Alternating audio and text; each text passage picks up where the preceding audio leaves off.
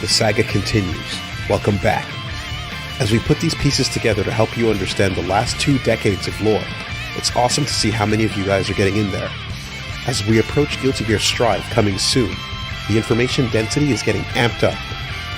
But everything we've learned of the story so far means we're ready.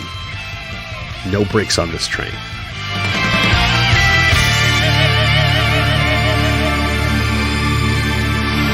Heaven or hell. Get ready to rock.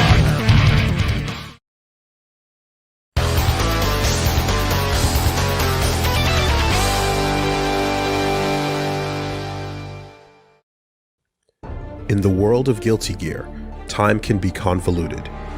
Alternate timelines and parallel realities are not foreign concepts to consider.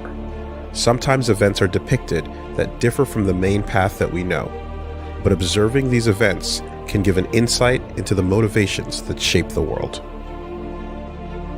2181 AD, Gulty Gear XX, The Midnight Carnival, Reload, and Accent Core.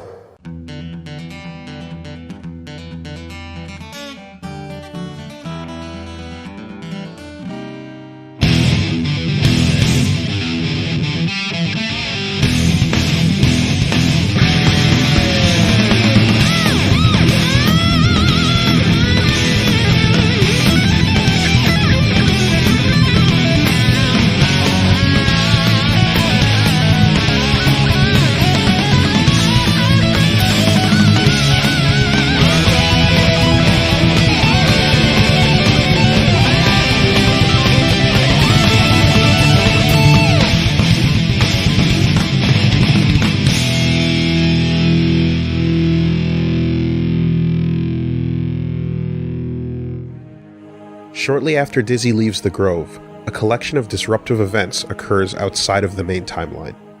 The common denominator in all of them is the being known as Ino. Incredibly powerful with magic and time manipulation, Ino is a musical outsider that doesn't know where she comes from, but is drawn to the concept of tomorrow. Without knowing why, Ino witnessed a dull, gray future awaiting humanity, and now she's obsessed with changing that future by any means necessary. In most circumstances, this means stirring up trouble and creating conflict with her guitar Marlene and altering major events for historical figures. No small feat, but made possible due to her ability to meddle with causality by slipping freely to and from any timeline. She does so in a similar manner to Axel Lowe, the main difference being her ability to control it. But no matter how many times she repeats history, the future always converges on a single point. The dull gray future awaiting humanity remained unchanged.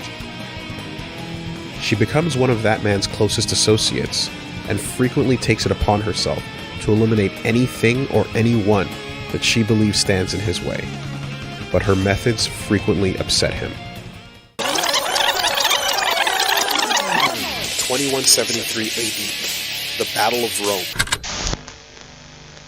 Another reality. In one previous instance of her time traveling, Ino is present in 2173 AD, just before Kai's last stand at the Battle of Rome. Ino pretends to be a helpless victim when she's found by Kai, but Holy Order Sol senses danger and immediately swings at her. Baiting Kai's sympathy, she later tricks him into searching hopelessly to rescue her, instead of retreating, as over 200 large class and 3 Megadeth class gears descend upon the city. Though Sol arrives to help, this time he's too late. Ino laughs to herself as Kai dies in Sol's arms. This causes a domino effect, leading to a damned world where Sol becomes commander of the Sacred Order, waging a lost war against Dizzy, who never meets Kai, and chooses instead to inherit the will of justice. With Johnny killed, Captain May leads the Jellyfish Pirates into battle alongside Sol and Potemkin, but after 10 years of conflict, humanity is about to be wiped out.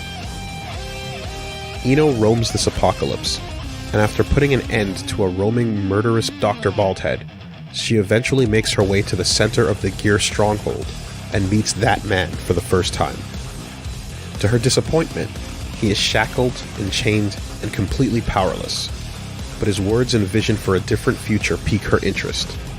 Curious to see what the world he hopes for would look like, she uses her powers to revisit 2173 AD and save Kai, thereby correcting the timeline.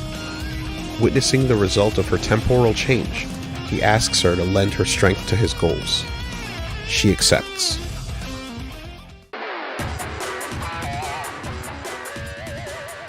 Through the reflection of Ino's timeline disruptions, we see glimpses of alternate reality scenarios. Eddie, dying, lashes out at anything it can, desperate for a new host.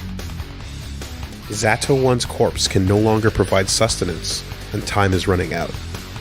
At one point, it attempts to possess Slayer's wife Sharon, but the light emanating from her immortal body melts the forbidden beast away. Robokai, setting fire to Jam Kuradoberi's restaurant. Slayer reveals to Testament that his nearly extinct race of vampires, the Nightwalkers, used to be humanity's greatest enemy before the Age of Gears. Axel Lowe's time-slipping condition is diagnosed by Faust as an affliction caused by the existence of another Axel. Baiken finally confronts that man. She asks if he would prefer to die quickly or die slow and painful. Before effortlessly stopping her, he answers, "Death is not a choice. Death is giving up." He chooses to live slowly and painfully. For now. Angie Mito meets that man and gets to ask his ultimate question. If gear technology allows human life to be extended and saves the environment, and the discovery of magic has already solved the renewable energy crisis, and the Earth's population has the ability to expand outward to space if needed, and we have all these clear solutions to all of our problems, why? Why did it end up like this? To this, that man answers, divine punishment. Angie asks him to be more specific. That man extends his hand and invites Angie to come along if he's prepared to defy both heaven and earth. That man appears before Saul, not to fight, but to warn him of a coming threat that will make the Crusades seem like a dim memory, a time that will require men to become more than men, and gears to become more than gears. Eventually, Raven and that man capture Ino and stop her time mischief.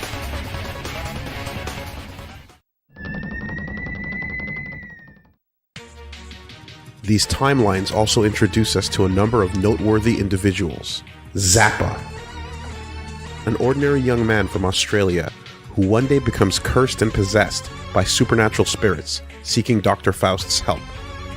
He is prone to often losing his memory when he is taken over by Esco, the vengeful spirit of a dead woman with a grudge against any happy couples. His body was chosen because of his resemblance to the lover that abandoned her, causing her to take her own life. Zappa's contorted body is also host to a number of minor ghosts, an enchanted blade, a ghost dog, and a powerful lightning manifestation named Rao. Unlike Esco, however, these other spirits are more outwardly protective and caring of their host. Bridget. Born the youngest brother from a set of twins to a multi-billionaire family, Bridget's town superstitiously believed that male twins bring misfortune, and were so committed to this idea that they insisted that the youngest twin be given up for adoption or put to death. Neither of these options appealed to Bridget's parents, however, so they chose to raise him as a daughter instead of a son. Despite a kind and loving upbringing, Bridget saw that his parents felt guilty for what they did, and tried his best but couldn't convince them that he was truly happy. He decides to leave town with his possessed teddy bear weapon named Roger to become a bounty hunter, hoping to return successful and wealthy as a man, to prove their extreme superstitions incorrect. Abba. A shy homunculus created in a mountaintop laboratory named Flask by a scientist experimenting with artificial life. When Abba awakened, her creator was nowhere to be found. After 10 years of isolation and imprisonment, her yearning for freedom led to her becoming a key collector.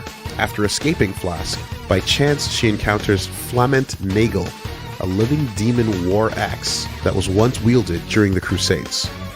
Seeing it as a giant key, Abba names it Paracelsus and takes it as her husband, vowing to find him a real body. 2182 AD. The Butterfly and Her Gale.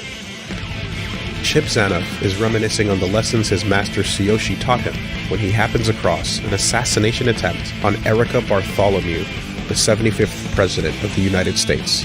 She ran alongside Vice President Colin Vernon.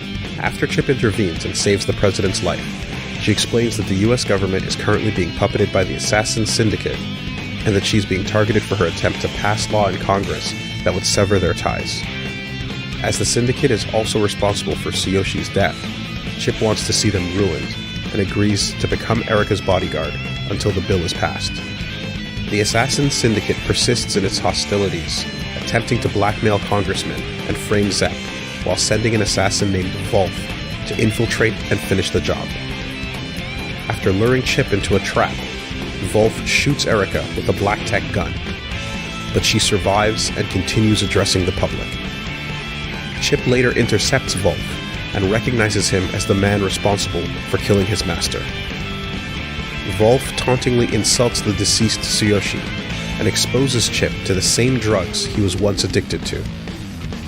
Chip manages to overcome Wolf's tactics and defeats him using Ki. With support also coming from Zep and the IPF, Erica passes the bill, dealing a significant blow to the Syndicate. Later, Kai delivers an IPF intel report to Chip, revealing that Tsuyoshi was actually an undercover agent embedded with the assassins, before escaping and taking Chip under his wing. Erica then asks Chip if he still intends to be president someday. He replies that he'll have to ask his master first.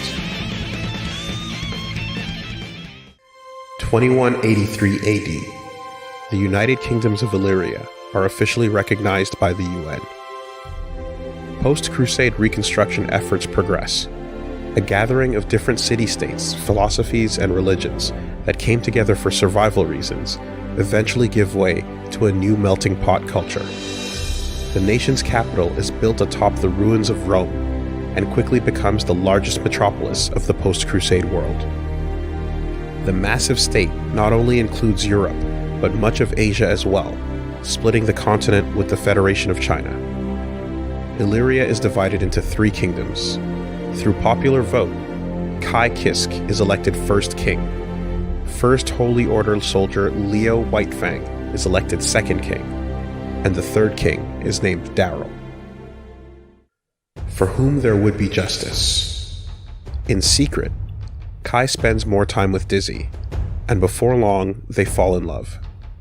Despite the fact that they could not legally be married within the system due to her being a half-gear, Kai proposes to her anyway, and they begin living together. After a year of bliss, they were expecting a child. Kai suppressed his latent feelings of guilt and immorality with newfound joy, but the reminder of his sins returned seeing the inhuman pregnancy his wife had to go through. A doctor that knew of their situation assessed that Dizzy appeared to be halfway through her second trimester, but only 3 weeks had passed. Furthermore, the magic-based equivalent of an ultrasound was unable to see the fetus because it was encased in an egg. At some point during the nation's founding, Kai accepts an invitation from the Conclave. They point-blank tell Kai that they want him to become king of a new nation, due to his popularity and status as a hero. Kai had previously considered that doing so would give him the power to create a better world for those who are suffering and for his wife and unborn child. But to suss out their motives, he politely dismisses his record as that of a military officer, unsuited for politics. The officials are blunt in their reply. That's fine if you don't do politics. You just have to keep your mouth shut and sit on the throne. Realizing that they want a puppet king, Kai excuses himself and asks to postpone the decision. They agree, but as he turns away, they pay their compliments. By the way, your secret wife is quite charming, isn't she? She seems awfully familiar. Anyway, we look forward to your response. Unparalleled confession. Kai is worn down, praying desperately before a statue of the Virgin Mary when Sol arrives at the church. Sol notices a child hiding behind Dizzy's skirt named Sin. While he appears to be the size of a 3 or 4-year-old, Dizzy mentions that it's been 6 months. Gears not only mature at an advanced rate compared to humans, they also develop superior cognitive abilities at a faster rate as well, essentially reaching adulthood in 3 years. Sol notices the child's right eye is covered by an eye patch and feels as if something sinister is being hidden. Gesturing to Kai, Dizzy asks Sol to please help him. The man Sol sees praying is a shadow of his former self. Kai has pale, thin cheeks and bags under his lifeless eyes. Sol smirks to himself as he notices Kai's right eye covered by an eye patch as well. What did you come here for? Your God sent me because your confession was taking too long. Sol picks a fight, but Kai's energy is that of a man who's already defeated himself. Pushing Kai to his limits, Sol drags what's left of the old Kai out to the surface, showing some signs of life. But before things heat up, young Sin grabs Sol's leg and says, "I hate Dad, but if Dad gets hurt, Mom will cry, and I won't forgive anyone who makes Mom cry." Sol asks the child if he's scared. Sin says that he is, but it doesn't matter. Sol then turns to Kai and says that his son is already tougher than he is. Kai asks Sol if he can take care of Sin for a while, knowing it's an unreasonable request. Sol asks if this is the answer that Kai found. Kai says it's not, but with a little time, he can make a safe world where his wife and child can smile. Sol then accepts without hesitation. Well then, no complaints on what kind of man he becomes.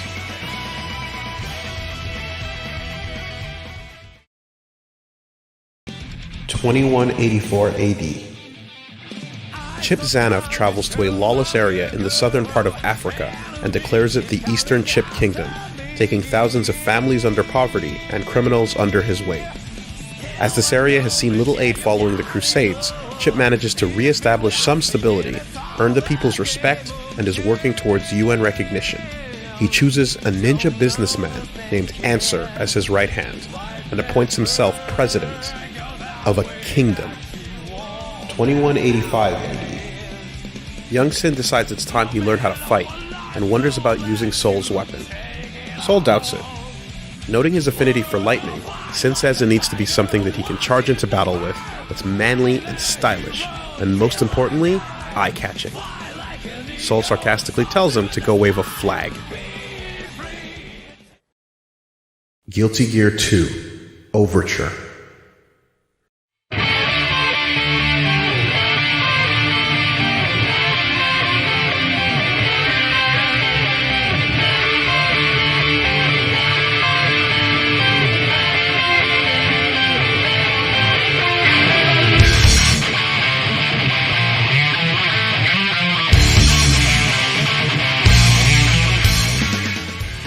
Long dormant gears begin to disappear without explanation. Based on the date of the first recorded occurrence, these events are later referred to as the Baptisma 13 incident. The Backyard. The Backyard is an extremely mechanical and autonomous world of information that creates all possibilities and determines all events. Consider infinite potential occurrences being reduced to a single outcome by an automated process of discards and selections. The results are determined calculations, and thus they could be described as destiny. Despite the astronomically low probability of occurring, the phenomenon known as the Big Bang could be considered the result of all other outcomes being discarded. In other words, the backyard is a programming language, and the universe in which we live is the software. If any normal human were to enter the backyard, they would instantly be crushed to death by the density of information contained within. The first one. A being is created within the backyard at a point in time that would be impossible to discern using our world as a reference point. The template of a specific human woman is used to create the body, and the soma is provided so that it may gain consciousness. But some irregularities occur due to the intervention of Mother. As such, Valentine is born. After performing a self-diagnostic, Valentine concludes that she is not someone named Aria, but queries who Aria is, as excess memories and emotions appear to be present, containing feelings for someone named Frederick. With no way to interpret this residual data, emotional processes are put on hold until she can complete her objective to find a key for Mother. But there appears to be no exit. She wanders aimlessly for an undetermined period of time until she encounters a talkative, sleazy black sphere named Lucifero. It follows her. Somewhere, an autonomous troublemaker, only referred to as Mr. A to protect his honor, accidentally and unconsciously causes a gate to appear, allowing Valentine to exit the backyard. She steps in through and arrives on Earth in the year 2186 AD. 40 dormant gears have vanished without explanation. Sin, who has grown into a cheerful but unrefined youth, travels with Soul, collecting bounties. They spot a wanted poster for Soul, which she interprets as a tasteless call for help from King Kai Kisk of Illyria. Once they arrive at the castle, however, they notice the area is abandoned. Soul feels a severe headache and is suddenly attacked by Valentine and her army of creatures called the Visuel. Soul initially loses his composure, as Valentine's face is identical to Aria, but he regains it upon determining that this is in fact a stranger. She states that she's after the key, and fights Soul to a stalemate before escaping, as she too begins to feel a headache. The Visuel army fights using an unfamiliar powerful form of magic that uses tuning outside of the 12 steps. Soul and Sin are initially unable to fight at all, until a mysterious fox-eared yokai arrives and unlocks their ability to defeat this new enemy by optimizing the chords of their summoning magic. Here I am, sir.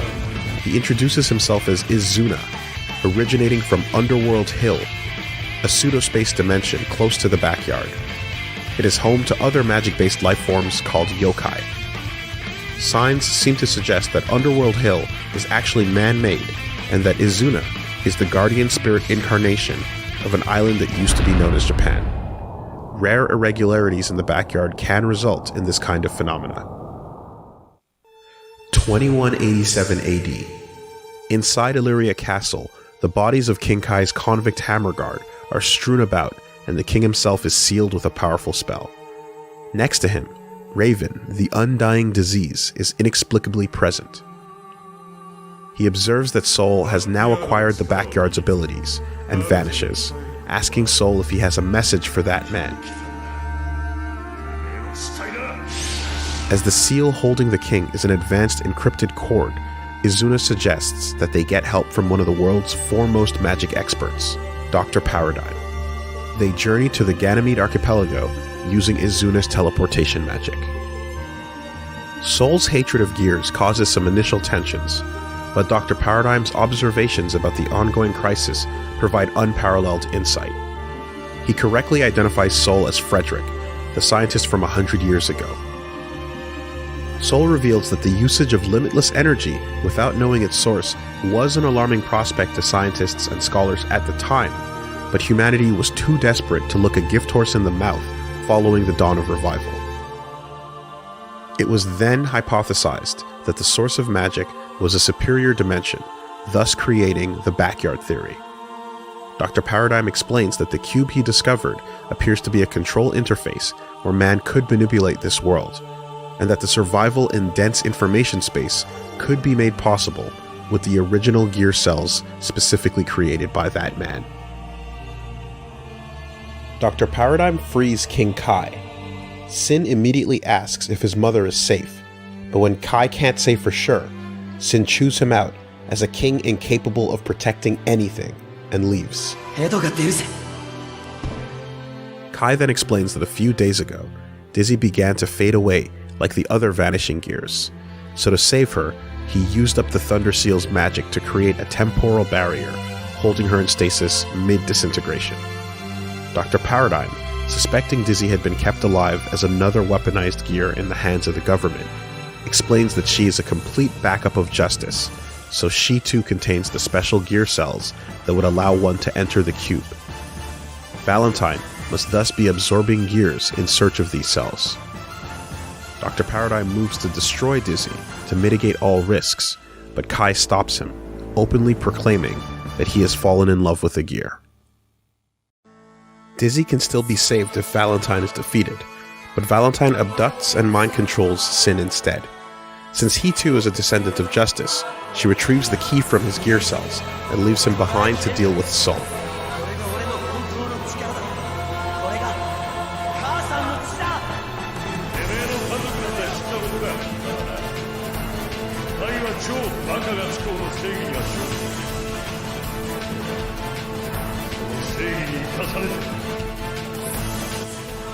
After defeating a brainwashed Sin, the group chases after her, but she's already accessed a dimensional gate to the backyard.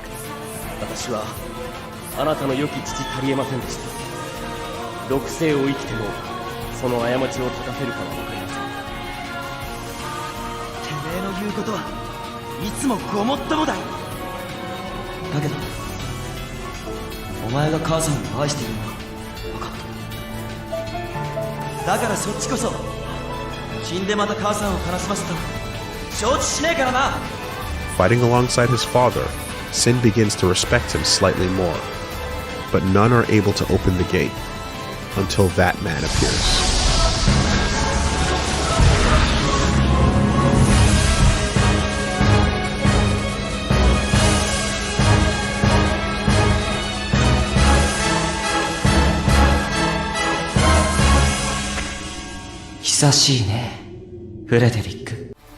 The gear maker himself appears before Soul, who immediately prepares to engage. Soul remarks that his appearance has really fallen, and that man accepts it, as well as the blame for the Crusades, and turning Soul into a gear. However, he explains that there's no time to deal with any of this, because Valentine, the Universal Will's offspring, needs to be stopped.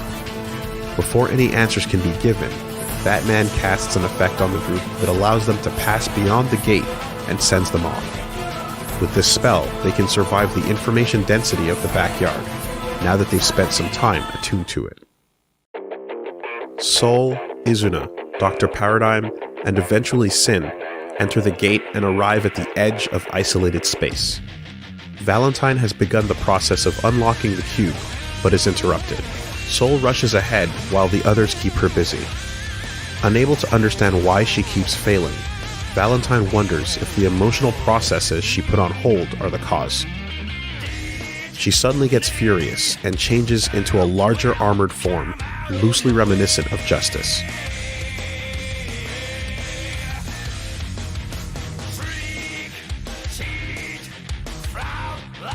Due to the similarities in the programming of the cube and Soul's own gear cells, he is able to understand the unlock process, but short on time, he simply breaks it completely.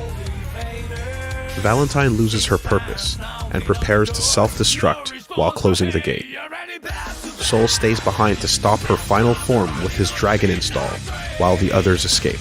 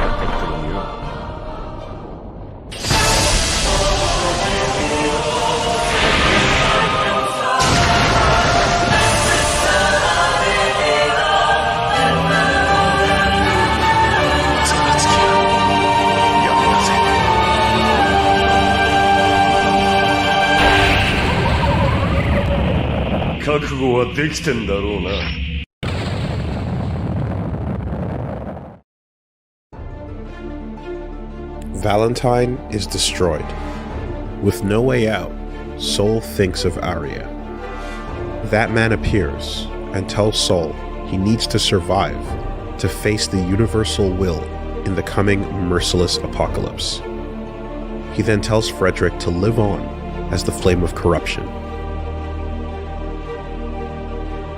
Soul asks if he was behind Valentine resembling Arya. That man says not at all, because Arya had already been killed by the two of them. Soul swears to kill the Gearmaker next time, and corrects him on the name as the gate opens to send him home. He isn't Frederick. His name is Soul.